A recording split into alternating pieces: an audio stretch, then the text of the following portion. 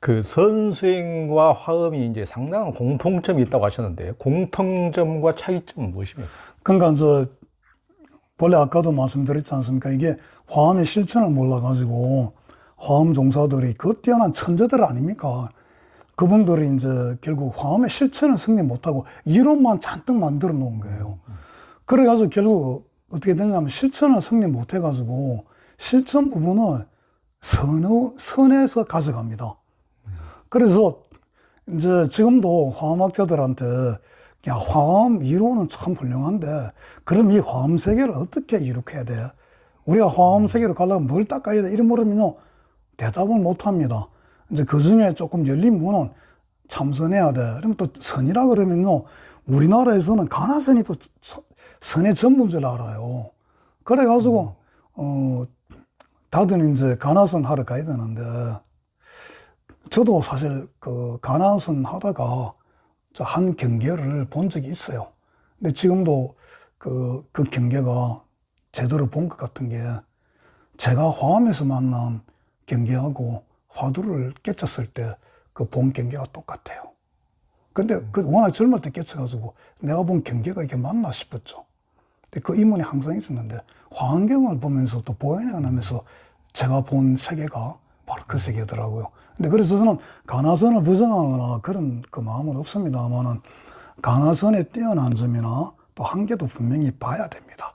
그래야 이게 나 혼자 잘난 그 우울성이나 또 가나선만이 최고라는 그 배타성을 버리고 우리가 가나선이 참 뛰어남에도 많은 분들이 가나선을 많이 못 들어온 이유가 저는 그 배타성이 참 크다고 생각해요.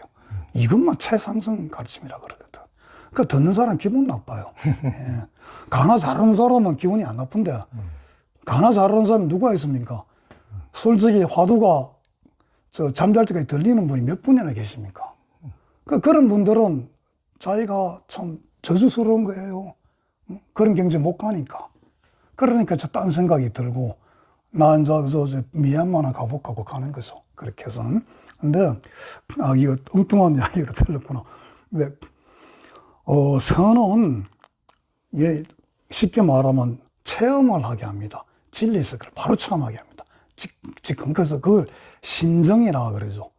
그래서 신정 또는 채용할 때 채용 진리 본체를 그대로 내가 체험하는 그게 선입니다. 그럼 거기는 뭐 방법은 아무 상관없어요. 무조건 체험하면 됩니다. 체험이 참선의 목적이고 끝이에요. 그런데 이제 그 화엄은 그렇지가 않고 그 체험하기가 좀 어려우니까 너희들을 보현행을 통해서 너 좀 체험해봐라 하고 하는 게 이제 그 화엄이고 보현행이죠. 교학과 보현행운이라는 요런 게 있어.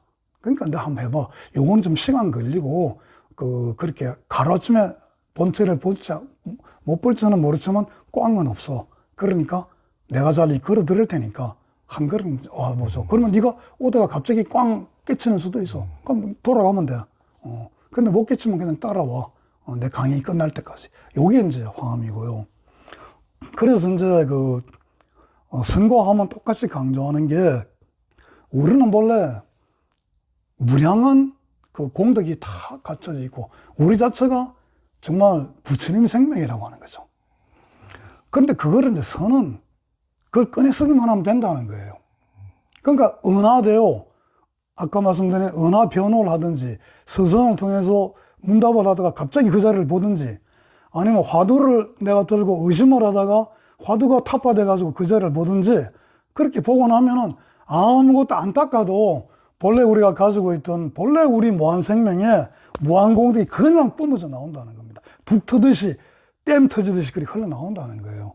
그러니까 닦을 필요가 없죠. 보면 되니까. 뚝이 터지면 되니까. 그게 이제 선이고, 이제 그럼 또 화하면 이렇게 얘기해야죠. 그 말 다 맞아.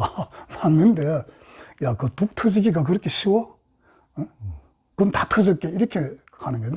그러니까, 그 터지기 어려우니까, 그 말 다 맞는데, 그 터질 사람은 터져. 근데 못 터지게 하는 사람은 나한테 와.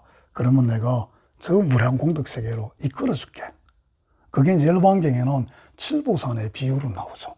그 칠보산에 그 보배산이 있는데 그 그 가기만 보배가 무진공장이 있어가지고 갔다 오면은 자기가 이웃들에게도 나눠주고 무량보배를 꺼냈어서 그 잘 살 수 있는데 그 가는 길이 험하고 이래가지고 못 가는 거예요.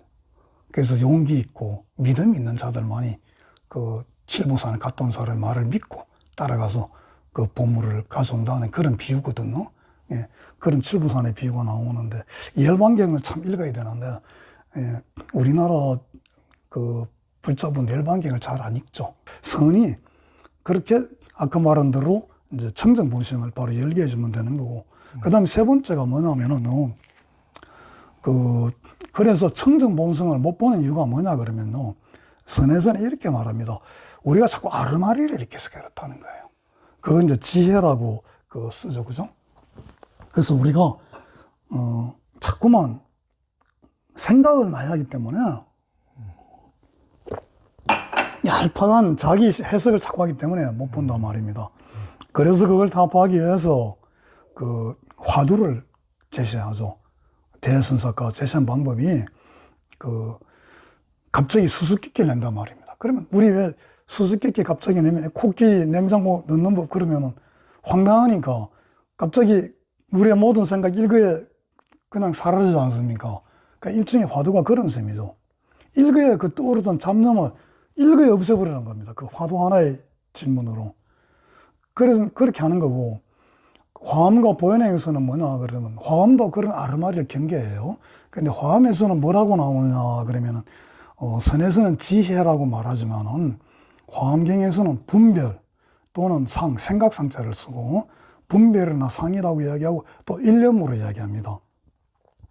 근데 화엄의 일념은 두 가지 큰 뜻이 있어요. 그건 책에도 제가 그 면적이 쪽수가 모자라서 못 썼는데, 화엄의 일념은요, 삼매로서의 무량겁으로서의 일념이 있고요. 또 일념은 쓸데없는 그냥 무명의 한 생각이 일념입니다.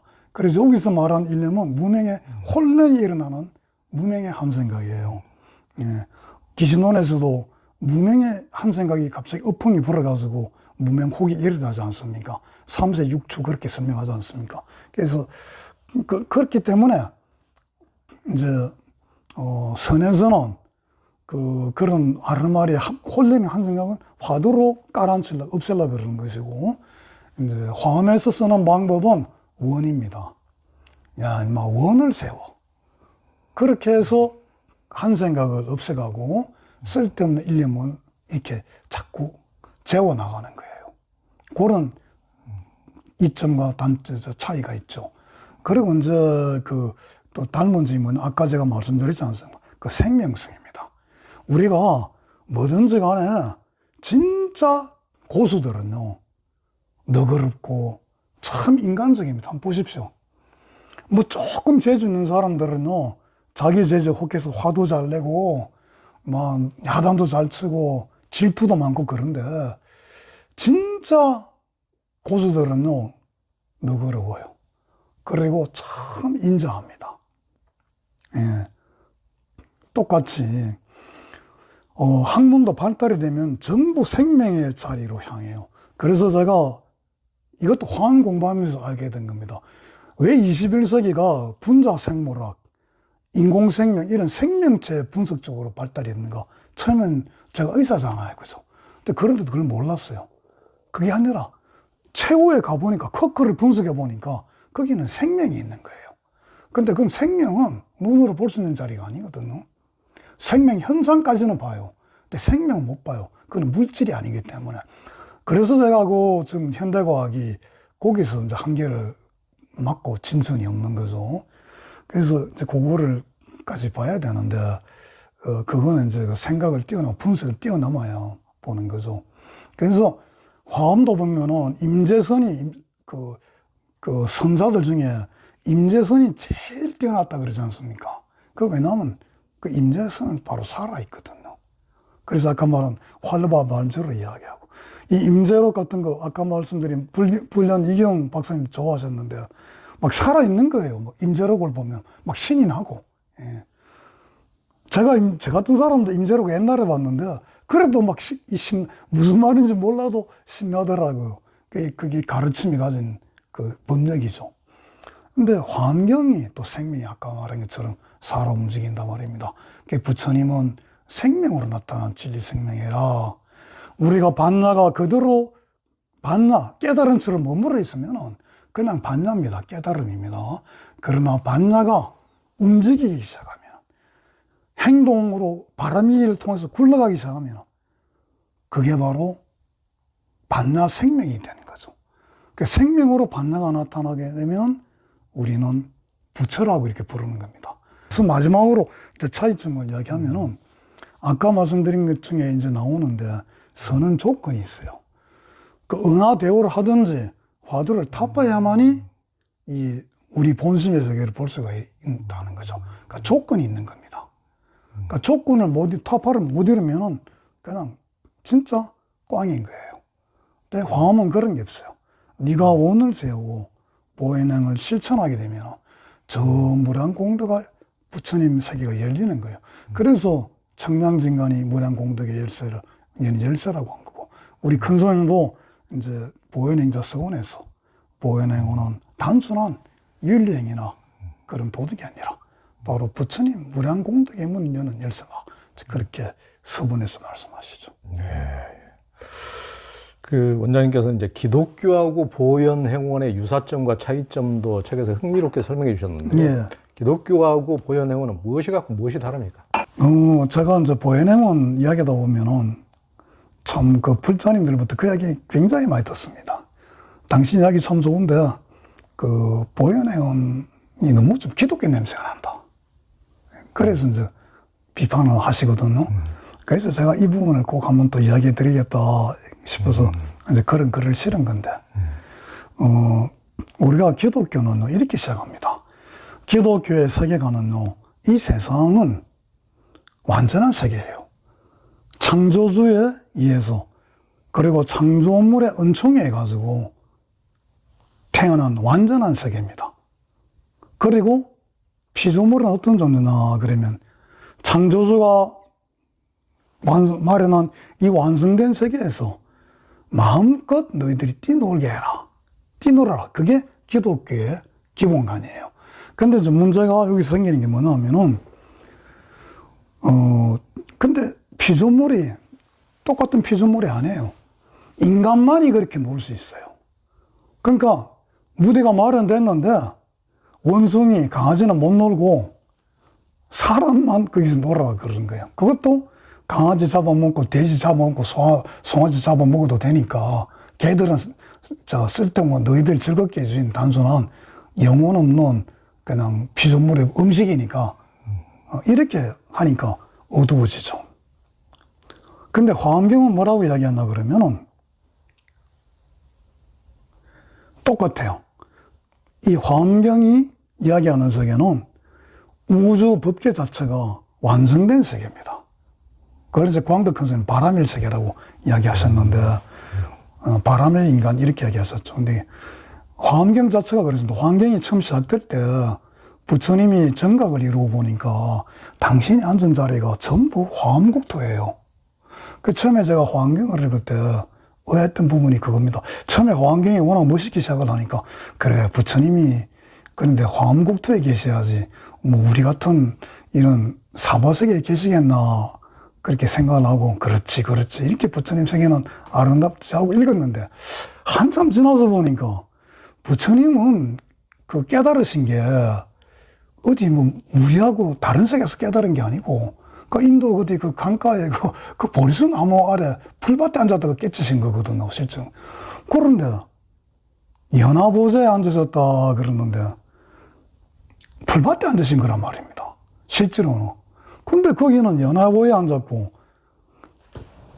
우리가 똑같은 세계인데 왜 거기는 화엄국토라 그랬는지 그게 의문이었죠. 근데 이제 그게 또 의문이 나중에 풀리죠. 이 자리가 바로 화엄국토가 멀리 있는 게 아니고 부처님의 이렇게 눈이 바뀌니까 이 세상은 바로 화엄국토구나. 이 앉은 자리가 풀자리가 아니고 이게 바로 연화보좌구나. 부처님 슬퍼받는 자리구나. 그래서 그렇게 하기 쉽구나. 그렇게 이제 알게 돼. 그래서 그 출발은 똑같습니다. 근데 차이점은요, 하나는 이 화려한 무대가 인간만을 위해서 생겨 있고, 다른 존재는 모두 비참한 존재, 비천한 존재로 몰아버린 반면에 화엄불교에서는 모두가 동등한 가치를 가지는 무량 공덕의 생명 존재들이죠. 그거는 거기 살고 있는 중생뿐만 아니라 무대 받치고 있는 판때기 하나 똑같아요. 그래서 그 눈을 뜨고 나오고 나면은 생명체 없는 바위 한 덩어리도 함부로 안 쪼개져. 그런 그게 있고. 그 다음에 그래서 기독교나 불교는, 화엄교는 그냥 꺼내 쓰면 돼요. 띄놓으면 돼요. 부족한 게 아무것도 없어요. 기독교인들은 우리는 주님의 무한 축복을 받은 피조물입니다. 그러니까 하느님께 감사하고 찬탄하고 살면 돼요. 우리 화엄불교도 마찬가지. 그러니까 감사 찬탄에서 만나지 않습니까? 그래서 이게 기독교 냄새가 나는 거예요. 그 다음 두 번째는 뭐냐 그러면은 무대가 마련되어 있다면은 그 다음에 중요한 게 뭡니까? 행이죠, 행. 노래 부르라고 무대 다 마련해놨으면은 거기 가서 노래 불러야 될 거 아닙니까? 그리고 연극하라고 연극 무대 만들어 놨으면은 소품까지 다 갖춰놨으면은 거기 가서 열심히 연기해야죠. 그래서 기독교가 행이 강조되는 겁니다. 실천.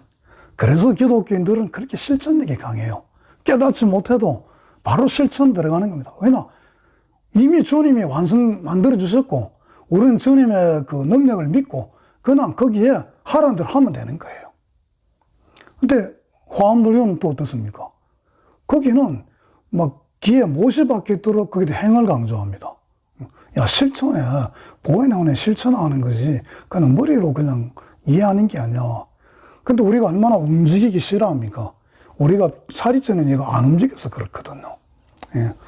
그러니까 우리가 움직여야 아까 마글루스 말처럼 행동을 해야 살아있는 존재인데 우리는 움직이지 않으려고 자꾸 그래요. 힘이 드니까. 그래서 우리 불자들이 이게 자빙이 잘 안 나오는 거예요. 앉아가지고 삼매는 진짜 잘 듭니다. 근데 그 삼매가 중생을 위해 쓰이는 일은 별로 없어요. 그래서 이제 그런 한탄이 나오는 거죠. 그까지는 다 같은데요. 차이점이 뭐냐, 그러면은, 기독교는 전부 있는 세계에서 출발합니다. 그러니까 창조주가 우선 기독교가 성립되려면 창조주가 있어야 돼요. 창조주가 없으면 이게 말이 안 됩니다. 창조주가 있어야 무대가 마련되는데, 창조주가 없다 그러면 그 마련이 됩니까? 안 되죠. 또 피조물이 또 있어야 돼요. 그게 없으면 말이 됩니까? 그래서 기독교는 모든 것이 있어요. 있는 세계에서 출발합니다. 자, 죄가 또 있어야 창조주가 피조물을 구원해주는 은총을 내릴 그런 재미가 또 있지. 예. 죄가 만약에 피조물이 원죄가 없어 보세요. 창조주가 재미있겠습니까? 없겠습니까? 재미없어요. 피조물도 은혜도 모를 거고. 그래서 죄가 있어야 되고. 또 그럼 죄 있다고 하면 또 구원도 있어야죠. 그러니까 그 바닥에서 노는 겁니다. 그래서 아담과 이브 이야기에도 이브가 사과를 따먹은 적이 없다 그러면 갑자기 기독교가 완전히 그냥 난리가 나는 거예요. 왜냐하면 기독교 신학 관점에서는 이브가 아담 유혹해서 따먹어야 되거든. 그거 안 따먹으면 기독교 출발이 안 됩니다. 근데 그거 없다고 이야기하니까 그냥 멘붕이 오는 거죠. 그래서 이제 그런 차이가 있는데, 불교는요, 모든 것이 없습니다. 모든 것이 없는 자리입니다. 그래서 요새 윤회 가지고도 많이 이야기 나는데, 불교는 사실 윤회가 있어도 아무 상관없고, 윤회가 없어도 아무 상관없어요. 화엄경도 그렇게 얘기하거든요. 화엄경을 보면 사실 윤회가 없어요. 그런데 보살은 윤회 속으로 뛰어든다는 말이 많이 나옵니다. 거기에 꼭 따라다니는 말이 있죠. 윤회가 없는 줄 알지만은 중생들을 위해서 윤회 속으로 뛰어든다. 그게 보살이 하는 일이다. 그렇게 이제 식으로 나옵니다. 그러니까 이제, 왜 윤회가 없어도, 인과법칙이 없어도 상관이 없냐. 불교는 원래 그런 데서 출발한 게 아닙니다. 그런 걸 기반으로 해서 불교가 가르침이 나왔다 그러면은 그게 무너지면 다 무너지죠. 그러나 불교는 본래가 없었기 때문에, 없는 자리에서, 공에서 나왔기 때문에 있다 해도 다 맞고 없다 해도 아무 상관이 없는 거예요. 그런 차이가 있고요. 그 다음 요거는 굉장히 중요한 부분인데, 이건 우리가 꼭 알아야 됩니다. 이게 뭐 합일의 개념입니다. 하나 되는 개념인데요. 화음도 하나라 그러지 않습니까? 아까도 세상의 과학이나 모든 세상 하나라는 거 이야기했죠. 그래서 종교적 체험에서도 하나 되는 걸 굉장히 강조합니다. 이제 합일이, 소위 말하는 합일이죠. 근데 기독교도 하나 된 분들 많아요. 하느님과, 나는 하나다. 이렇게 말하는 그 신학자나 수도사들 많습니다. 실제로 테레사 수녀 같은 경우도 그 합일의 경험을 깊게 하셨죠. 그러니까 우리가 기독교인들 만나서 물어보면요, 하나님이 바로 나한테 있어. 내가 하나야. 이런 식으로 말이 이야기하는데, 불교에서 말하는 하나하고 기독교의 하나는 큰 차이가 있습니다. 그건 뭐냐면요, 기독교의 합일은요, 다른 존재가 겹쳐지는 거예요.